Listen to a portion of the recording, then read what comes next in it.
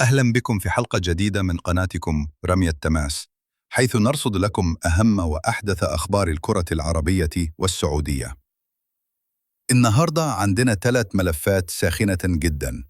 أحمد حجازي يحسم موقفه من الأهلي، إمام عاشور وعرض سعودي مثير، وأزمة الزمالك مع زيزو تتصاعد، والاتهامات تطال الأهلي. خليك معنا وركز لأن التفاصيل مهمة جدا. نبدأ من السعودية، وتحديداً من نادي نيوم الصاعد حديثاً إلى دوري روشن للمحترفين. مصادر صحيفة اليوم أكدت أن المدافع المصري أحمد حجازي قرر الاستمرار مع نادي نيوم الموسم القادم رغم وجود تواصل من جانب النادي الأهلي المصري خلال الأيام الماضية لمحاولة ضمه. حجازي اللي لعب دور كبير في صعود الفريق لدوري المحترفين أعلن تمسكه بالبقاء، خاصة إن عقده مستمر ولا توجد نية للرحيل حالياً. ده بيأكد استقرار اللاعب فنياً ونفسياً، وبيغلق باب عودته المؤكدة للأهلي في الوقت الحالي.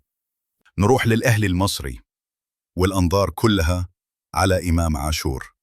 مصدر رسمي من النادي أعلن أنهم تلقوا عرض رسمي من نادي الأخدود السعودي لاستطلاع سعر بيع اللاعب وشراء باقي عقده، لكن الغريب إن الأخدود ما ردش بعد ما الأهلي بعت الرد الرسمي.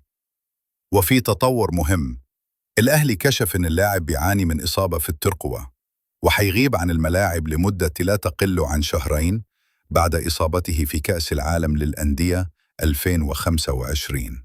ومع كده الأهلي أعلن إنه حيشتغل على تعديل عقد إمام عاشور تقديراً لأدائه في الفترة اللي فاتت.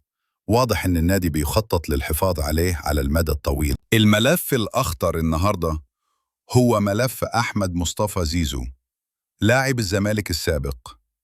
النهاردة لجنة شؤون اللاعبين في اتحاد الكرة عقدت جلسة استماع لشكوى نادي الزمالك ضد زيزو، واللي بيأكد فيها النادي إن اللاعب خالف شروط التعاقد.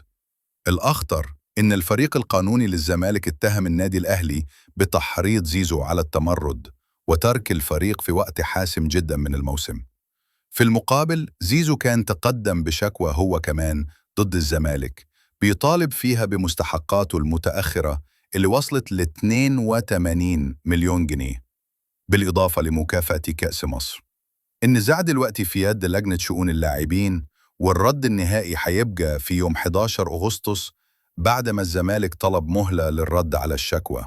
واضح إن سوق الانتقالات مش بس صفقات، في كمان صراعات ومفاجآت من العيار الثقيل.